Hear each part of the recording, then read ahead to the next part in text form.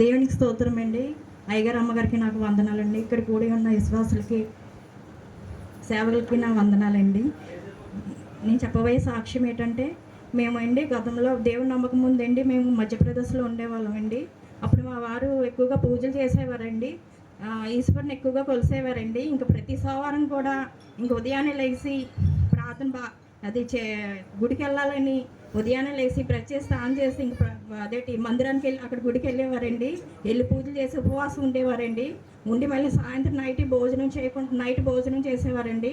అలాగా 4-5 సంవత్సరాలు చేసిన తర్వాత నాకు ప్రెగ్నెన్సీ కన్ఫర్మ్ అయిన తర్వాత ఒక 5 నెలలు ఉండడం మళ్ళీ పోవడం, మళ్ళీ 4 నెలలు ఉండడం పోవడం అలా జరిగేదండి.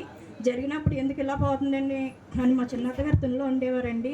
ఇలా దేవుని నమ్ముకోండి, మా చర్చిలో నుంచి ఒక పాస్టర్ గారు ఉన్నారు, ఆయన ప్రార్థన చేస్తారని అంటే మా అత్తగారు మమ్మల్ని అక్కడికి తీసుకెళ్లారండి. తీసుకెళ్ళిన తర్వాత మా అత్తగారు మొక్కుకున్నారు మా గురించి. ఇలా ప్రార్థన 1 నెల జీతం నేను ఇస్తాను, మళ్ళీ అదే నా కోడలికి మళ్ళీ కన్ఫర్మ్ అయ్యి మళ్ళీ పోకుండా ఉంటే నేను బిడ్డని ఇస్తానని అక్కడ మొక్కుకున్నారండి. అక్కడ మొక్కుకున్న తర్వాత అలాగే బాబు పుట్టాడండి. మళ్ళీ మా వారేంటి మధ్యప్రదేశ్ నుంచి ఇక్కడికి విజయవాడ ట్రాన్స్ఫర్ పెట్టుకున్నారండి. 4-5 సంవత్సరాలు అయింది, అవ్వలేదండి.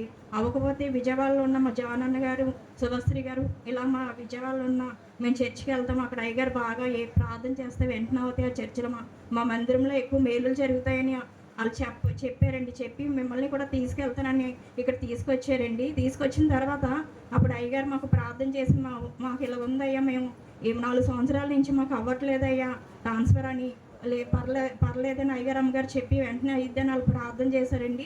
ప్రార్థన చేసిన 3 నెలలకే ట్రాన్స్ఫర్ అయ్యిందండి. మాకు వేటపాలెం ఇచ్చారండి, విజయవాడ ఇవ్వకుండానా. మరి అక్కడ కూడా వచ్చిన తర్వాత అంటే మేము దేవుళ్ళకి అప్పుడు కూడా మేము బాప్తిసం తీసుకోలేదండి. మామూలుగా నేను చిన్నప్పటి నుంచి నమ్మేదాన్ని, అలాగే మా వారు కూడా నమ్మేవారు. నేను అనుకునేదాన్ని, నేను అదేంటి బాప్తిసం తీసుకోలేదు, మా వారు ఒప్పుకోరు, మామూలుగా దేవుని నమ్ముకుంటున్నాము, అన్నీ చెప్తున్నాం, వెళ్ళి వస్తున్నాం, చేస్తున్నాం, బిడ్డలు కూడా అన్నీ చేస్తున్నాము అని అనుకునేదాన్ని. మా వారు ఒప్పుకుంటారో లేదో నాకు భయం ఉండేదండి. అలాంటప్పుడు నేను ప్రార్థన చేసేదాన్ని ఎక్కువగా, దేవుడా ప్రభు ఇద్దరు ఒకసారి బాప్తిసం తీసుకుంటే బాగుంటుందని. ఆ టైంలో మా చుట్టాల దగ్గర ఫంక్షన్ అయింది. ఫంక్షన్ అయినప్పుడు అండి మేము అందరం కలిసి వెళ్ళినప్పుడు మా వారికి బాగా యాక్సిడెంట్ అయిందండి. ఆ టైంలో చనిపోవాల్సిందండి మా వారు.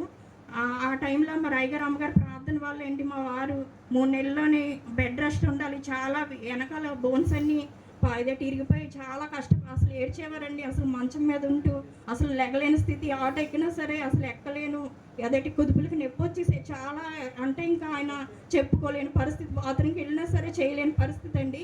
ఆ టైంలో అయ్యగారు అమ్మగారు ప్రార్థన వల్ల, దేవుడి ప్రార్థన వల్ల, మీ అందరి ప్రార్థన వల్ల 20 రోజులకే లేసారండి. మేము అప్పుడు ఆ టైంలో కూటమి పెట్టుకుంటాం అనుకున్నామండి.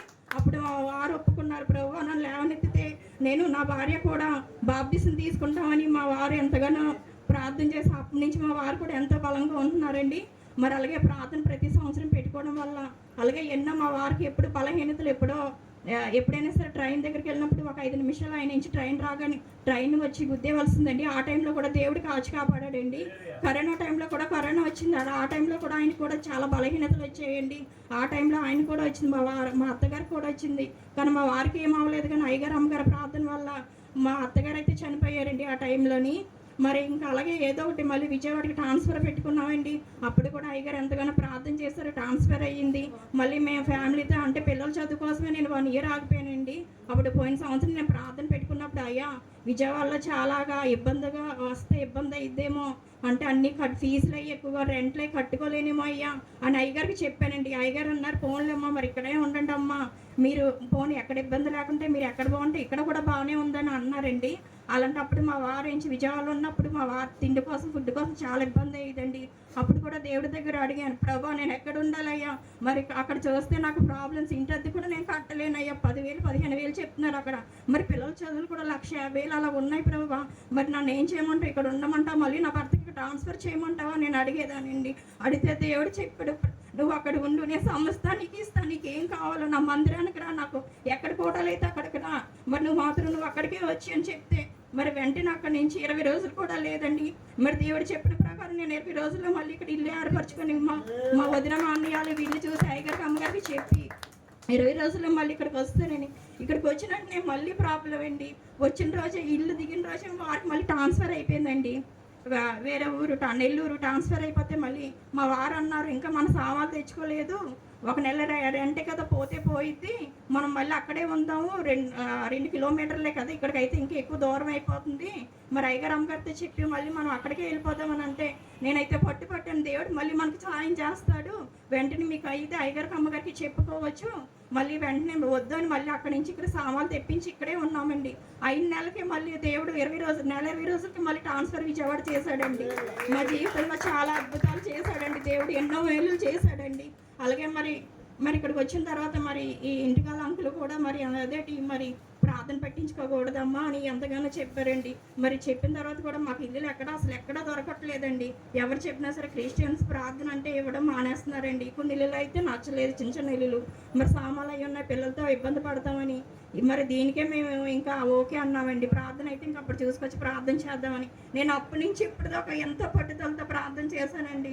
ఆ ఇంటికాల అంకులు కూడా మారాలి, ప్రార్థన అవ్వాలి ఇంట్లోనేనండి. మరి అలాగే మరి అయ్యగారికి మరి ఈ సంవత్సరంలో ప్రతి సంవత్సరం ఫిబ్రవరిలో మా వారి బర్త్డేకి పెట్టుకుంటామండి. మరి అయ్యగారికి చెప్తే మరి ఇష్టం అమ్మ, చర్చిలోనే పెట్టుకోవచ్చు, ఇక్కడైనా పెట్టుకోవచ్చు అని అయ్యగారు చెప్పారండి. చెప్పినప్పుడు నాకు ఏంటంటే ఇంట్లోనే పెట్టాలని నా బాధ అండి. అలాంటప్పుడు ప్రేయర్ చేసుకొని తెల్లవారు 3 గంటలు వేసి ప్రేయర్ చేసి నెలంతా చేశానండి. నెల అంటే దగ్గర చేసి అంటే నాకు బలహీనతలు వచ్చి చేయలేకపోయాను, కానీ తెల్లవారుజామున 3 గంటలు వేసి ప్రార్థన చేసి ప్రభా మరి ఇంటికాల అంకులు ఒప్పుకోవాలని ఎంతగానో ప్రార్థన చేశాను. మళ్ళీ అయ్యగారు కూడా ఒక మాట అన్నారు, అమ్మ మళ్ళీ ఒకసారి చెప్పమ్మా, ఏదైనా సరే మరి ఏదైతే అదే ఇది, మరి అక్కడైతే ఇక్కడైతే ఇక్కడ పెట్టుకుని అయితే మరి నేను అడిగానండి, అంకులు మరి ఇలాగా మా బాబుకి బర్త్డే మరి పెట్టుకుంటామయ్యా, ఇంట్లో అయ్యగారు అమ్మగారిని పిలుస్తాము, మరి అందరినీ పిలుచుకొని భోజనాలు పెట్టుకుంటాను చర్చలు అంటే, పర్వాలేదు మా పెట్టుకోమని ఎంతగానో చెప్పారండి. ఇదే నా సాక్ష్యం అండి. నా గురించి, నా కుటుంబం గురించి ప్రార్థించండి. నా సొంత గృహం కూడా కొనుక్కోవాలని ప్రార్థించండి. మీ అందరికీ నా వందనాలు.